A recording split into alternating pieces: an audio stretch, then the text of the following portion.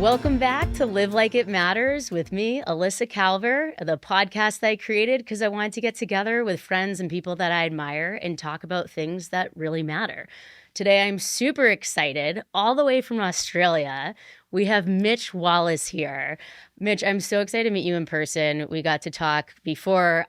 Your reputation precedes you of just being such an amazing human and speaker. And so I'm excited to dive into your time here in the US and all you've accomplished, of course, in Australia too, and that we got to get you globally just in front of everyone is the main theme, I think. But I wanted to give you the floor first to just kind of set the stage. I mean, you're one of the top 5 speakers in Australia, and what you speak on is a lot of what we're going to dive into in our conversation, which I'm so pumped about. So if you want to kind of set the stage first, I'd love to dive in that way, if that's cool with you. Yeah. So thanks so much for having me, Alyssa. And from the moment we connected, I realized that we have a shared goal in helping people live and thrive, not just survive, and also supporting those who need us most in the right ways. And, a lot of my work over the last 8, almost 10 years has been on primarily focusing on real conversations, which is how do you connect with someone instead of just talk to them? Mm-hmm. And how do you be helpful in moments where there's like no room for error? In my field, that is if someone is suicidal, all the way through to, I'm having a bad day and dealing with someone that you love who's going through breast cancer. Like, it's the same principles that I've been, really passionate about discovering. Why aren't all conversations created equal? And, this comes from my lived experience. I was first diagnosed with OCD at 7 years old, actually, when my mum saw me touching the dashboard of her car over and over and over and blinking in strange patterns and, inquiring what was going on. And in my mind, I just said, I don't know, but I feel like a bad person. And we went to the doctor, and I still remember the day that I walked out the front of the doctor's office after being told it's one of the worst cases of OCD they'd ever seen, and just looking up at my mum and asking why my brain was broken. And she started to cry, and to this day she's still my best friend. And I really translated and internalized that as, you're a monster, and so I buried that down as far as I possibly could and spent the next 20 years as a hyper overperformer, masking this internal world of complete dysfunction. I was top of the state in my university entrance exams and captain sporting teams, and was the youngest ever intern at Microsoft. By 25, I was living here in the States in Seattle as a global product manager. And so there was that outside trajectory and appearance, but on the inside I was a complete mess. That whole time I was parallel pathing further and further into pain and misery, and the OCD morphed and grew. I then developed panic disorder, depersonalization, and by my mid-20s became suicidal. And I think the core lesson out of all of this and how we got here today is that, running away from yourself, running away from your problems is in and of itself suffering. What I've found is the greatest path to true healing and thriving is going toward the pain and facing your demons. And we often will avoid, deny, and run based out of fear, but also I think primarily based out of shame, that we inherently believe that we're broken and that we're unlovable. And the 3 hardest words to say, I believe, to ourselves as much as anyone else is, I'm not okay. And so most of my mission now, after turning toward mental health, having a mental breakdown, re-emerging from that, getting my master's degree in clinical psychology from Columbia, now being one of the most booked speakers in Oz and taking my mission global, having a charity called Heart on My Sleeve, which is a leading suicide prevention movement around speaking your truth and finding your freedom, is largely a call to action for people to do hard things for the benefit of a better life. Having those hard, real conversations, saying those really difficult things that free you of denial and shame, and doing the work.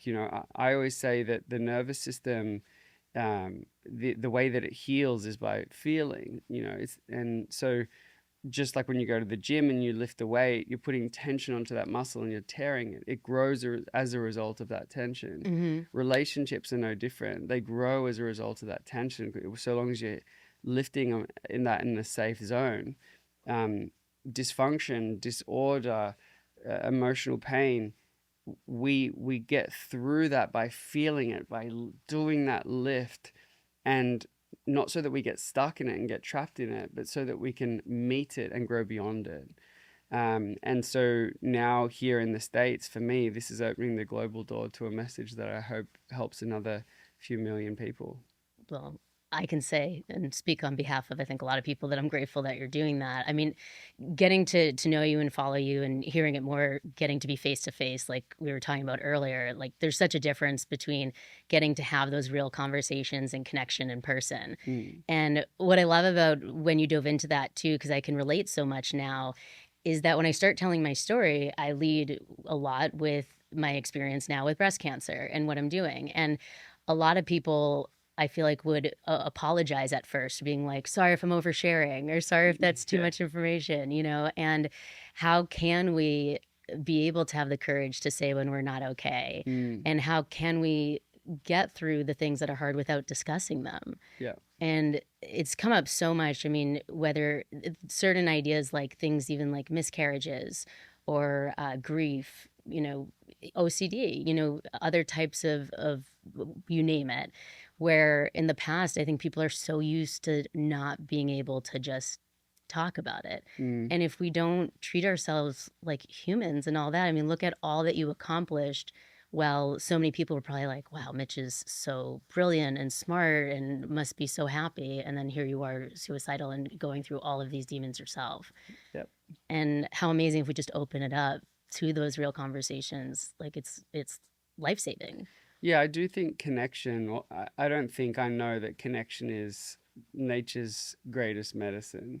Scientifically speaking, in my degree, what I was able to find out that the number one predictor of happiness in life, as per Harvard's grand study, is the quality of your relationships. So who you have in it will determine when you're on your deathbed to say whether this effort was worthwhile. This fleeting instance that we have at our disposal now called life is not race, religion, socioeconomic status, location, anything like that. It is simply how you were loved and who by. And I think we forget that, that at the end of the day, our obituary is not going to tell us how we hit a sales quota in 2017 in Q2, right? It's just going to be who we were loved by and who we will be remembered by. And so, connection is the number one quality of happiness, but it's also the number one protective factor against trauma. So outside of your genetics or any biological experiences that you have, it seems to be that suffering in life, will happen. It's going to happen. So therefore, my worldview and a lot of psychologists' worldview is how do we become really good at dealing with, interpreting, and transmuting trauma into either positives or at very least neutral experiences. So they did a meta-analysis with PTSD patients, and they tried to work out why do some people who go through the same traumatic event become more symptomatic later in life than other people. And the number one protective factor against that is secure attachment. Basically how seen, heard, loved, and understood you are before, during, and after that traumatic event will have more of a factor than any type of practical thing that you go and do. And, particularly that, to go like one level deeper, the ultimate protective factor is as a child, kind of like 0 to 10, if you get the right amount of attunement, love, and nurturance, it's basically the ultimate moat you can build for dealing with life later on, period. So, no pressure, but it kind of all comes down to parenting. Yeah. Really, like the impact of parenting on mental health is nothing short of the single greatest influence other than the DNA that's within your body, which also ironically happens to be because of your parents. So it is a massive deal. And, a lot of my inspiration to write real conversations and to now have it as IP that translates into keynotes and workshops and everything. The core premise of it is because my mum has unequivocally been the reason that I'm still alive.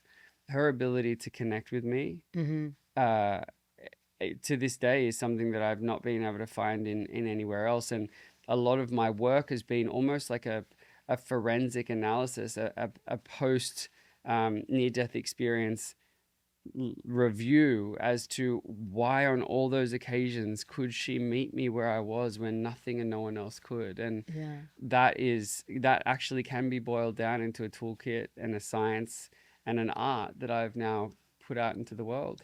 That's amazing. And I mean, when you started telling the story, for your mom to have recognized that at age 7, to even think to take you to a doctor, even if you had recognized it and said to your mom, I don't feel right or something's off, I don't know that a lot of parents, great parents or not, like would know to take that next step to get that looked at or accept, that in the welcoming way that she clearly has. Yeah, I mean, we've kind of nicely kind of strolled over to this topic of parenting and in this conversation right now. And I think it's worthwhile calling out that, you know, parents are trying their best. And to release the shame valve straight away, Dr. Donald Winnicott, a British pediatrician, showed that you only need to get it right 30% of the time for your kids to grow up well adjusted and with secure attachment. So we're really looking at how do we hit that base 30 and then how do we optimize for 31 every day, one step forward, right? 1% better. And the greatest mistake I see that parents make when they're trying to support their child through emotional pain is actually the same mistake I see in other what I call vertically orientated relationships, for example, managers with staff members.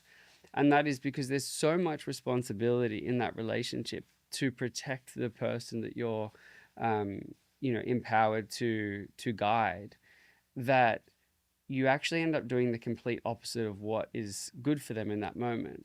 AKA, your child tells you there's something wrong, I'm feeling anxious, and you're like, let's get to therapy. How do we get to a doctor? How do we solve it? How do we jump on it?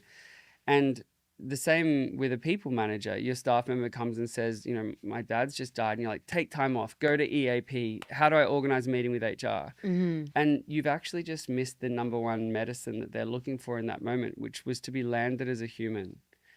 When they did it, going back to science, when they did a meta-analysis as to why does therapy work? Why does going to a psychologist and talking about your feelings get people better?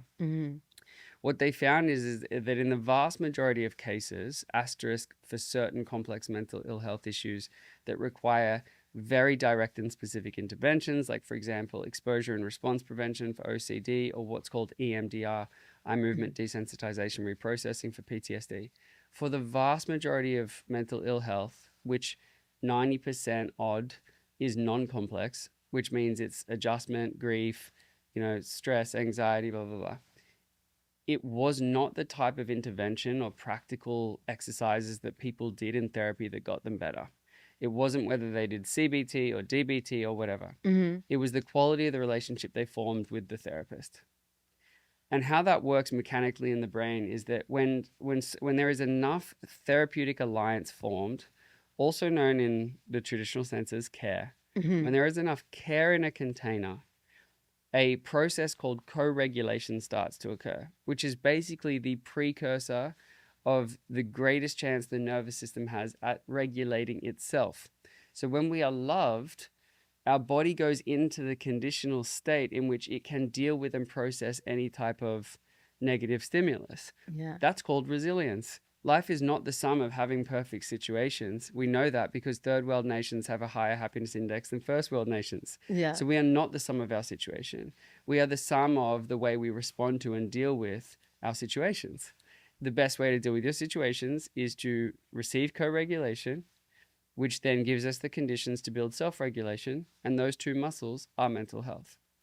So if we walk back to the parenting aspect of it, parents who know how to hold the weight with their children, what I call sit in the mud, which is meet them where they are in a calm, regulated state that honors their separateness and autonomy as a child, asterisk age dependent, because, for the first couple of years, you are just an extension of parent. But particularly as children get into developmental stages, the more you strip them of their independence by enmeshing with them and becoming their pain, the less therapeutic benefit you give to them being an island of refuge. Just like yin needs yang, connection needs separateness and independence. Linkage is only possible when you stay discrete in your entity. Mm-hmm. So if a parent loses themselves in the child, they actually erode any ability for the medicine to occur. Love is two people choosing to come together and see each other. It's not to become each other's pain. So if a parent notices in a child that they're not okay, they're having a stressful day at school, they're being bullied, they're feeling anxious, it's saying, that sounds hard. I want to know more. Mm-hmm. I'm here and I'm ready to listen, not starting a sentence with you should or at least. And I'm sure we can talk about next what I call the 5 characters of disconnection, which is, how some of our communication instincts drive people away in moments where we actually want them to come closest. I love that. And I want to dive into that. I want to mention, I love all of this. And I think it's very encouraging because I think of all the things that I prioritize in life is connection, community, the we rather than saying you got this or I got this. Because I always say that if you say to someone like you got this, it sounds nice, but now what I hear, Isolating. yeah, it's isolating. It's kind of like I'm removing myself from your team. And not that everyone has to have the same deep connection to us as others, but if that's usually what people are intending when they're encouraging you, why would they want to remove themselves from helping you? What I love about your book, We Got This, is it's so psychologically sound in that it's not you got this or I got you. It's not Yes. putting the burden on any one party. It's acknowledging our shared responsibility for navigating whatever challenge lies in front of us. And that we're going to approach this by saying, I believe in you and I believe in me, but most importantly, I believe in we. I mean, that was not only because the accent, but just the way you said that is really the best I've ever for heard. socials. Yeah, absolutely. Thank you for that. And I couldn't agree more. Resonate, obviously, with everything we've discussed. One thing I wanted to make sure to ask you is for people listening or, as you do talks and they hear, if people did grow up and they're adults and they didn't have a good childhood, they didn't have a good parenting experience, how do you kind of look at that later of can that be exchanged with other relationships in life and things that can compare? Yeah, the first thing I'll say is I'm sorry. I'm so sorry for people that weren't afforded even a decent childhood. I think it's such an injustice that we don't consent to come into the world, and for them to come into a world that's evil to us or not providing us the bare minimum conditions to show up as healthy and safe and sound, it's just not right. And some of that is even beyond the conditions of the parents' control, and in the instances of being in a war-torn country the moment that you come out of the womb. Mhm. um, but it's not doom and gloom in that trauma is absolutely healable, and it is often the bedrock and seed to the greatest gifts that you're going to bring into the world. I've never seen anyone do anything spectacular without it coming from some type of painful past.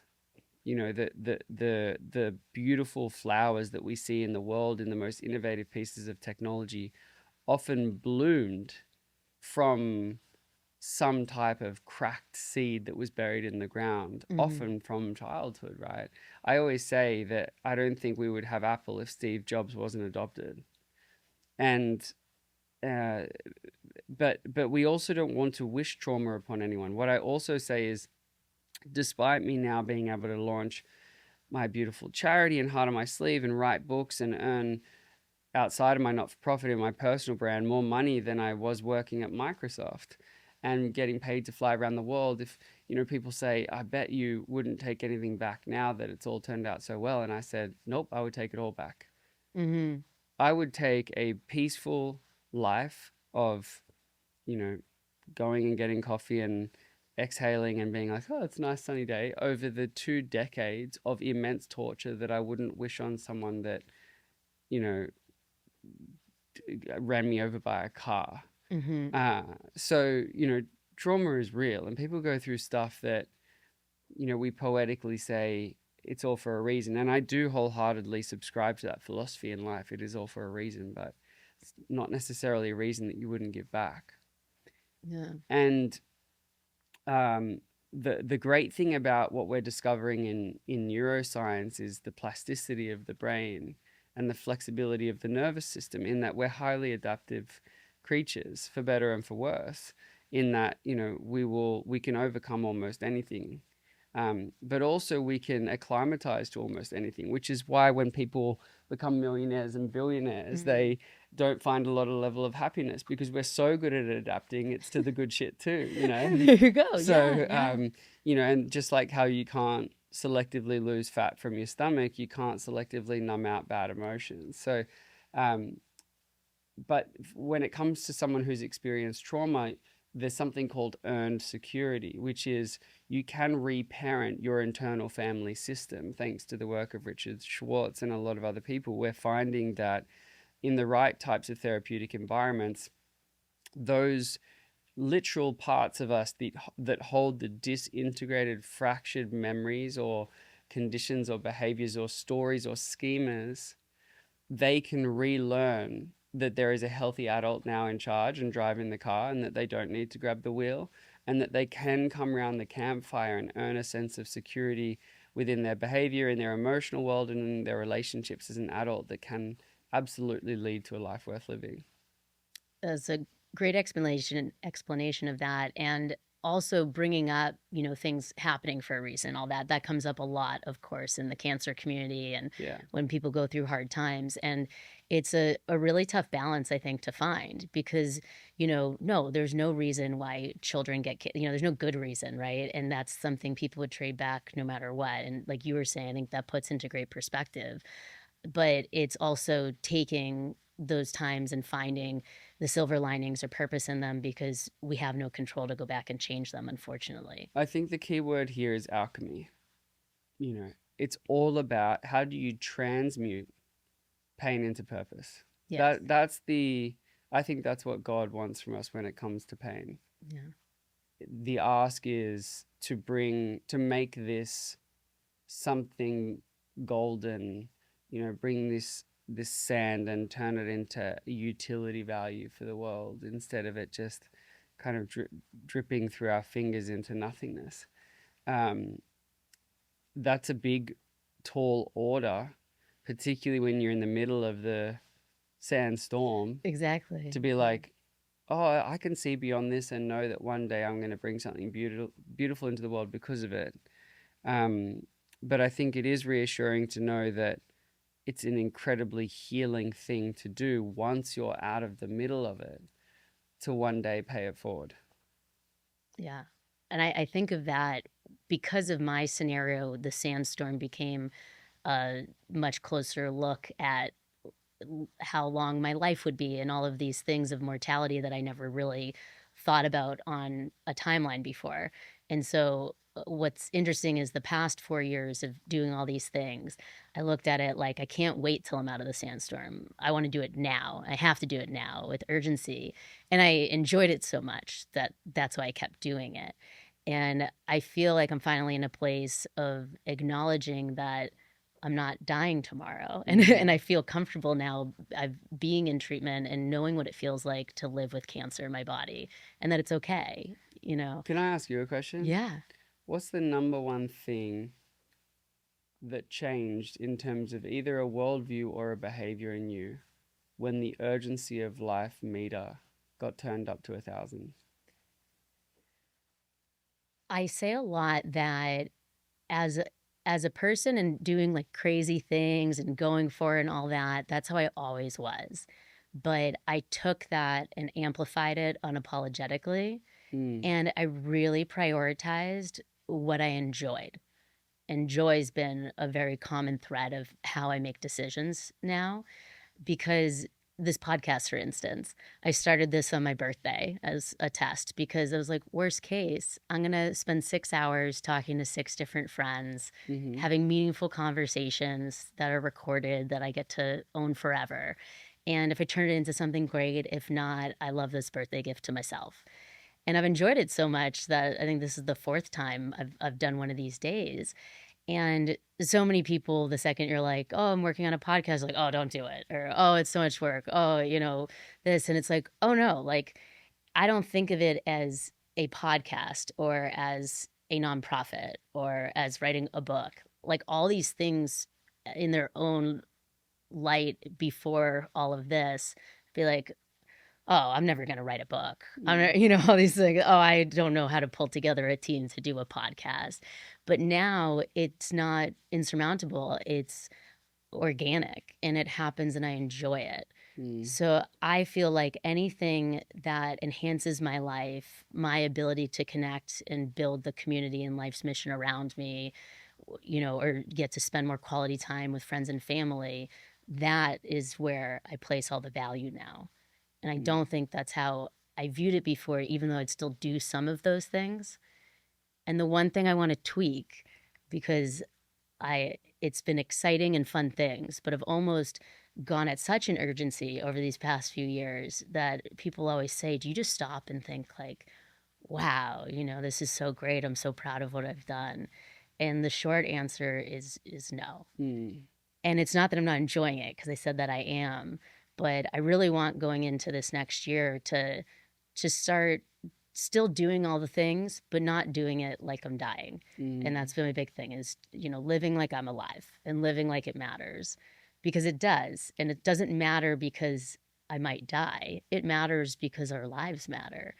And whatever time we get, is so important that I think that the value and understanding of that, you always think ahead and all that. I'm not thinking 5-10 years ahead. And now I want to bring in both. I think, joy is an interesting concept. You mentioned that that's kind of the through line. And I think people's perception of joy is often something that is objectively constantly pleasurable. However, in my experience, joy is not that. It's something that's very worthwhile. Like, for example, doing this podcast brings you a lot of joy. It's not easy. I saw you texting out the front there, you're managing your child, and, we've got producers going on and got to make sure everything's here. I mean, that is not objectively, consistently pleasurable, but it's very, very worthwhile.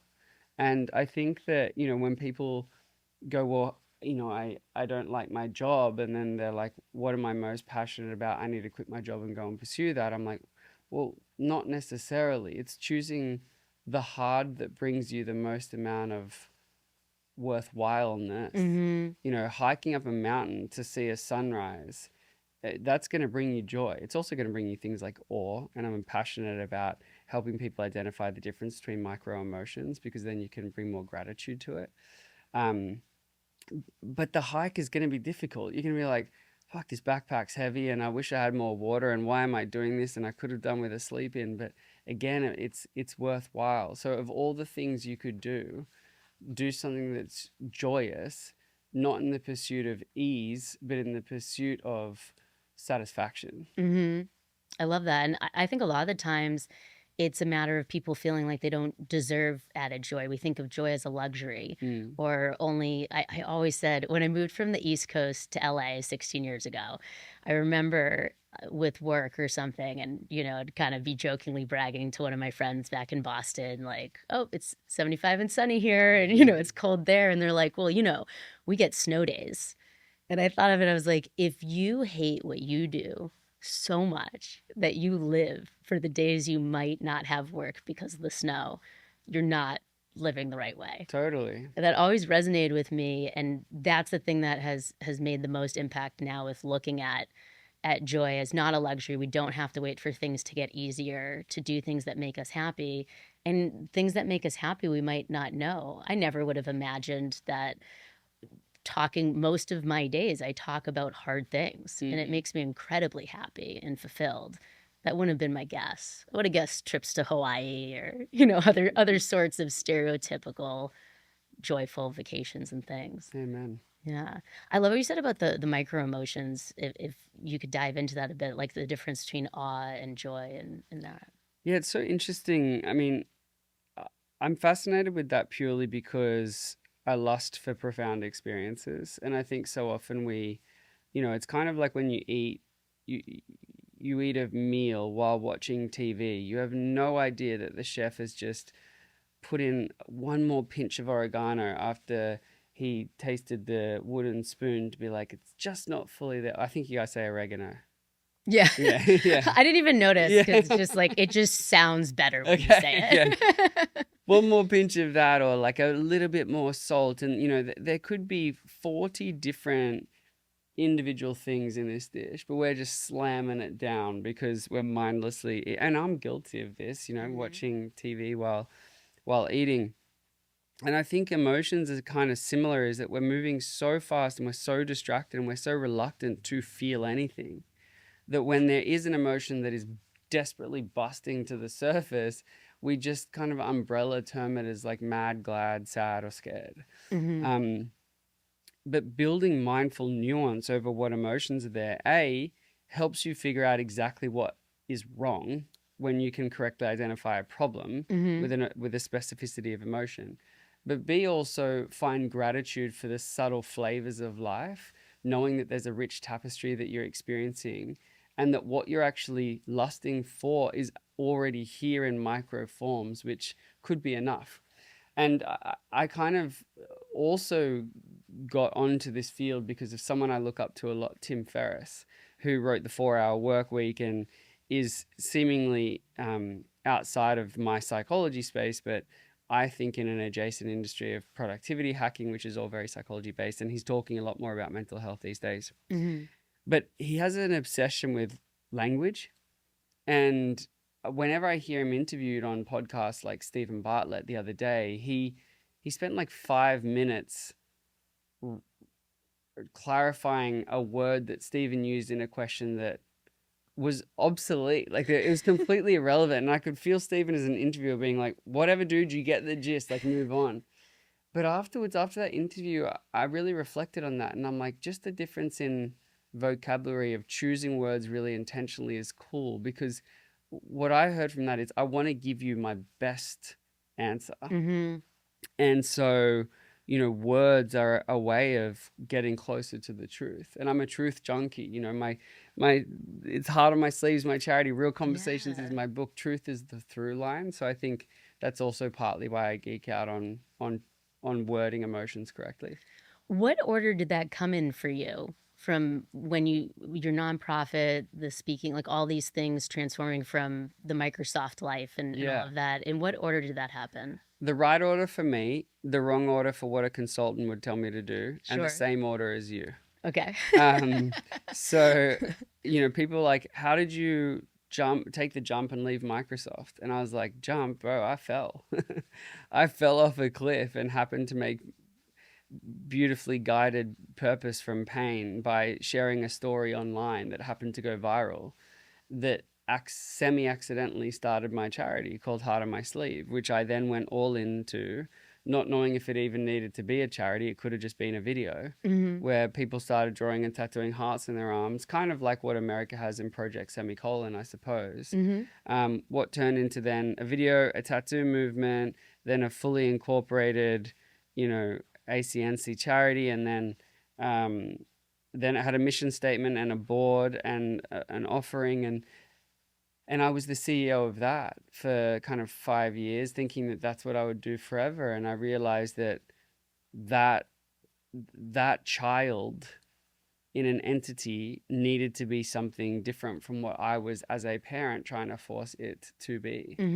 And so a couple of years ago, I made the decision to pivot the charity's mission, to unencumber, I think is the right word, unburden it from all these things that I was asking it to do, like carry a P&L and forecast and corporate service agreements and be a service provider, and actually just go back to, which a not-for-profit can be all those things, but the DNA of how it started more was a social movement, not a services provider. And I found that a lot of the meat and bones of what it was doing was better suited to come under my personal brand, because separate to that, in my own business, which had a different number and structure and profitability and blah, blah, blah, I was taking off in my own way, and it was so much easier and so much more beneficial to put all of the complex business commercial stuff under that. Mm-hmm. And then I use that to drive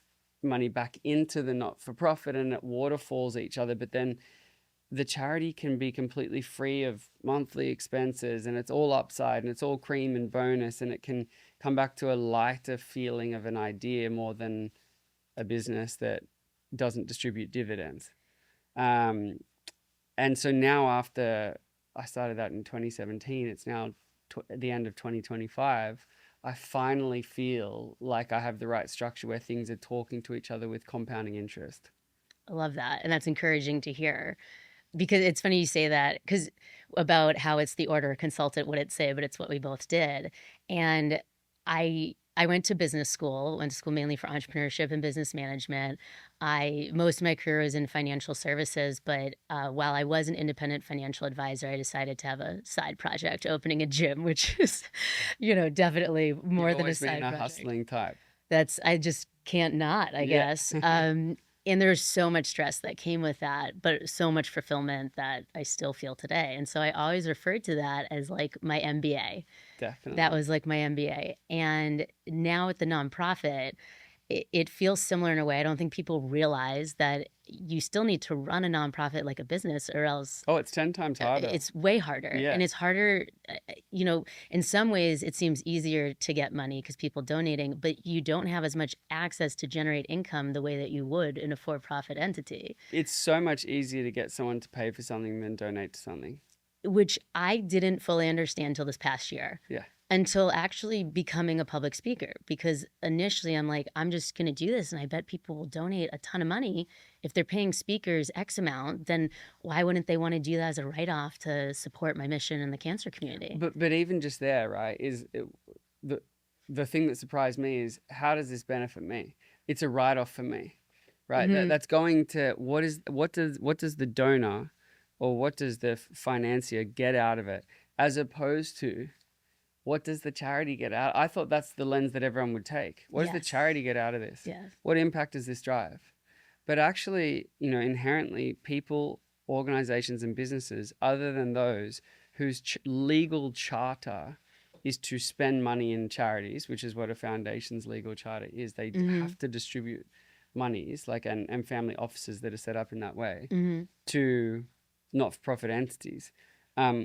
Otherwise, you do have to back into the what do they get out of it conversation. And so instead of selling dividend and profit return, which is what usually you would get from someone, or selling utility value of a service or a good, what they're buying is impact. And so what I have found is that for organizations that are set up in a not-for-profit space that are hard to justify direct impact, it is then hard to attract funding. Like, if you can say, for every dollar raised, we do X, you are very likely to succeed. As in, so long as the X is seen as something that is in need Of value. value. So, for example, for every dollar, you get 4 minutes of a nurse's time to operate at no cost in the oncology ward in this hospital, right? That is a really compelling statement, because if I turn that lever up, I now have bought 40 minutes. That makes me feel good, as it should. I think the problem, and I take accountability for this as a founder, and I'm constantly working on it. This is my problem to solve. I can't directly say yet, for every dollar raised, Heart on My Sleeve does this. I know how much impact it has, but it has impact in ways where stories will be told and heard as part of our podcasting platform that you'll never fully understand how that might have saved someone's life.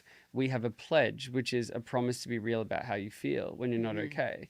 We're trying to get some research around how much more likely did you go and do that thing, and would you have not gone and sought professional or personal help had you not made that promise? Okay, that's pretty meaningful, but it's still hard to say exactly $1 has gotten you 5 people that will speak up. And and a cultural movement in and of itself is kind of hard to justify the impact of.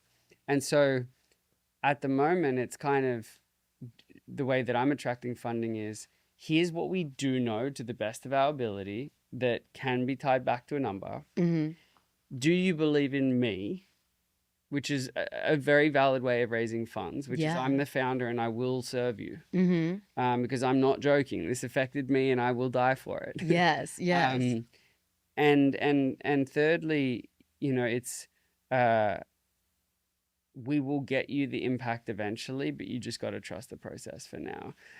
Fourth is I plan to get the charity into a position where no one needs to donate to it. I can take care of it 100% myself. I would like to be in complete charge of my destiny and not have to convince anyone that my baby needs feeding. Yes, Yeah. absolutely. I know. If we could, and I always think like, oh, if I could just spend less time on fundraising, I can do more of what really matters. But what I heard of you explaining what resonates so much with me is really that it's the real conversations and it's the communication to people to help them understand. It's different when like we're doing a fundraiser in my hometown. My family and friends, they know every update. They know me. They've seen what I've done. They don't need me to explain it as much as someone who has never met me before and then you have to communicate very differently in those ways. And what I always learned from having a background in sales is you could tell someone like 20 things that they're super excited about. And then you name one thing that they're like, I actually don't really need that. I'll actually do this lower bundle. Or, I'm not actually, maybe I don't need someone to manage my asset. Not that it would be that cut and dry, but as an example, it's like knowing what's enough, what's too much. That's been a constant pivot. And then every time you're on a new thing that you're discussing, you're realigning to learn what that is. And I look at it now in a more fun way because I think of like, it's not like, because at first I'm like, I have to figure out how to communicate this. And then now it's like kind of a fun challenge that it's like, we know that what we're doing and how we interact and work with people is so important and meaningful. And now I get excited to figure out how to best express that, whether it be on a collateral card that someone picks up at the hospital to understand what a gift registry for cancer patients is, all these things. I do agree that the burden of proof is on the charity and in this instance, the founder to show impact of where someone's hard-earned dollars are going. Because there's too many instances in which there's economic leakage and wastage and sometimes just straight out fraud. Yeah, so I do we're a victim of the people not doing those things. A little bit, but that's okay. And I think we wouldn't be in this game if we weren't ready for the challenge. Totally. And it's a challenge that, like I said before in life, or I'm in a big sales process or something and something gets screwed up and you're kind of like, and in this now phase of it, in the same kind of scenarios, I'm trying to welcome those challenges more because I see the growth that causes. That's an incredible mindset to have. Thank you. It's taken some time, but talking about it is what helps for sure. For real. What? So you are heading back to Australia, and then what are your plans in the new year for all that you're doing? So I think for me, ultimately, the next step is something where I believe is going to be the springboard to the rest of my life, and I've put it all on the line. Some of my family are like, you've built the life, like you got your place in Sydney now, and you've got your mental health to a position of inner peace after all this work that you've done. You've been recognized as an expert in your field. You've helped people through your charity. Enough is enough. And genuinely, what they're pushing on is something really, really important, which is for my whole life, I've not felt enough. And that I was fueling from an insecurity that unless I achieved, I was not worthy. And with enough therapy, and ironically, with enough getting closer and closer to the goals that I set out to achieve, the less and less important that stuff actually becomes. And the more and more I actually begin to like who I am. And, it's bittersweet taking on this new endeavor of, leaving a part of the world that feels safe and peaceful, because base camp's pretty cool. Yes. To put on the rucksack and be like, okay, it's time to climb Everest when the, altitude sickness is going to kick in and disorientation and, all to see a vista that this vista here looks pretty sweet, is somewhat delusional, and imposter syndrome kicks in and a whole bunch of other stories as to a million reasons why I shouldn't push. But I'm pushing based on electric fuel, not fossil fuel, I believe. And mostly, there's always going to be skerricks and fossils of ego. But the primary source, the battery, is coming from a place of, I don't want to leave potential on the table. I want to help people. I really fucking enjoy this stuff. And so let's see what can happen when we do this on a stage and in a population that has 10x. We have 25 million people. The States has 300 million people. So what I could do in my country is what I could do in one state here. Like, that's scary as shit, but it's also really exciting. It's really exciting. I love the way you said too, with how it's you coming back to the States as it's its whole separate part of your life from what you did last time, which led you to have that clarity. Yeah, I'm glad you pointed to that, because there is another narrative here, which is I need to come and reclaim my power, because my mental breakdown where I almost took my own life was in Seattle. Okay. Yeah. And I only lived in the States for 2 years. Wow. So in the 2 years culminated into so much for me. It was such a transformative, electric, hypercharged moment that part of this is me coming back and being like, this is my fucking terms now. I call the shots, and I'm planting the flag to say that I'm here and I made it through, and life did not take me down and God prevailed.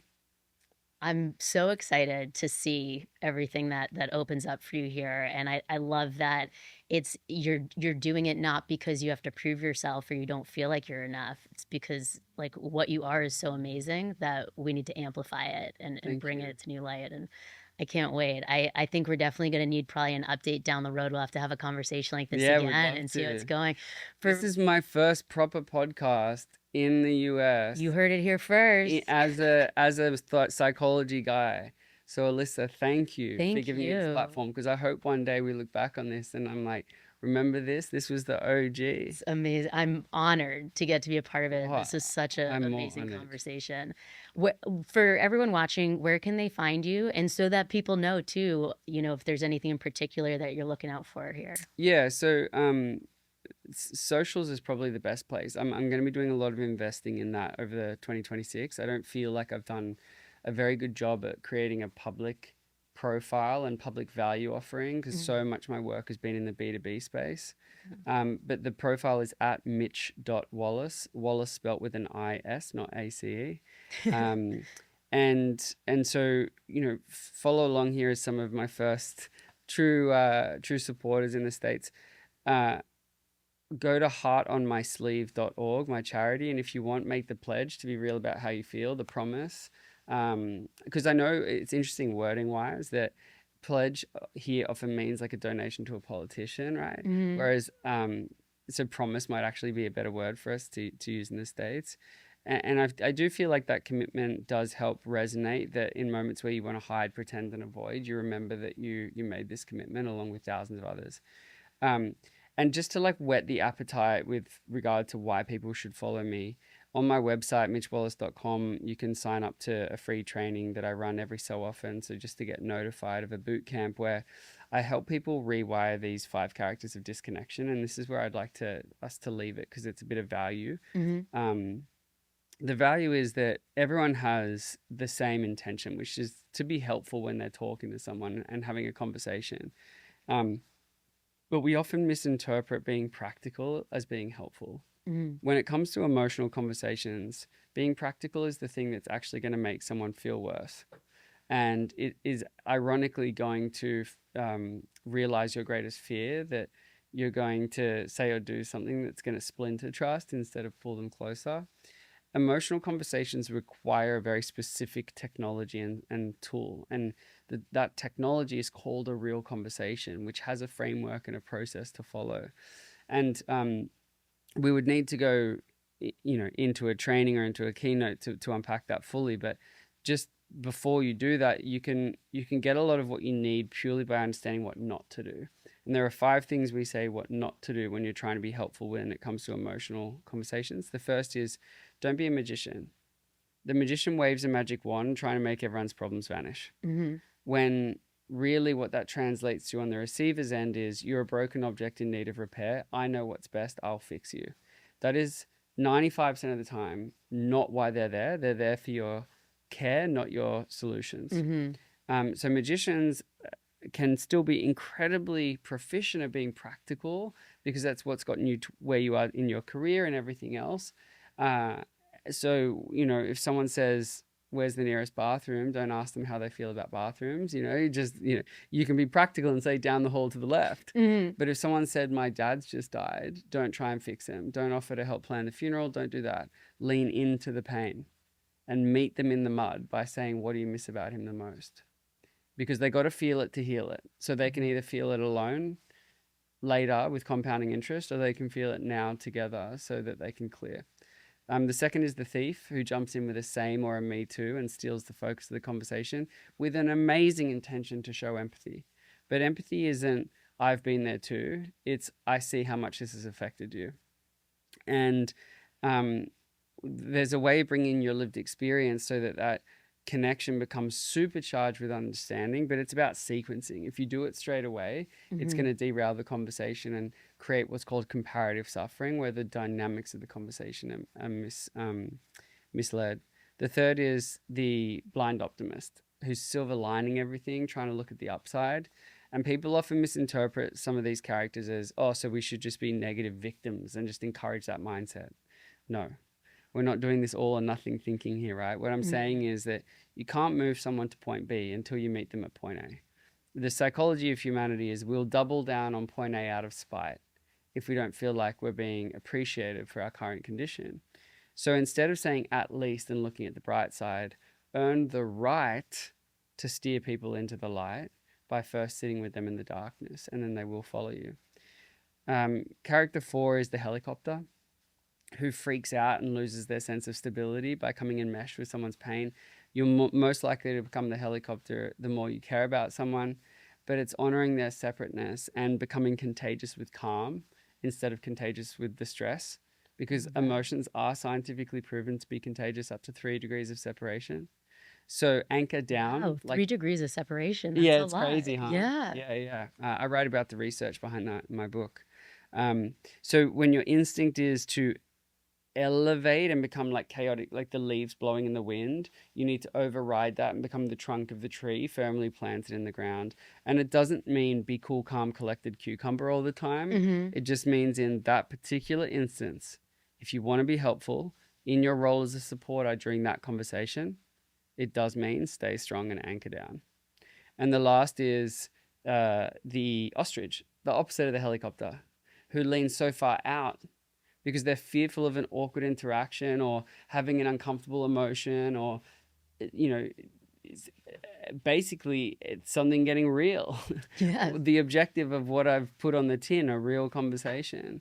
And, an ostrich's responsibility is to learn how to build a nervous system where they can share a feeling with someone and know that they won't die, that they won't explode, and that awkwardness is part of, bare minimum skill set when it comes to being an adult, particularly when it comes to, if you want to be a parent, if you want to be a partner, if you want to be a people manager, if you want to be a good friend, if you want to be a supportive colleague, if you even want to know how to talk to your customers in a way that is impactful, intimate, and form a bond that will become future-proof with regard to revenue, you must learn how to meet someone where they are without ejecting.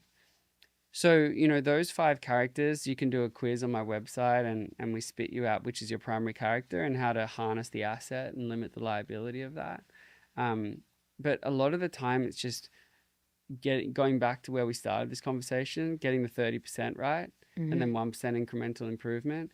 You will find connection there, which is not the same as a transactional relationship. Connection is the degree to which someone feels understood by you, not the utility value you offer them.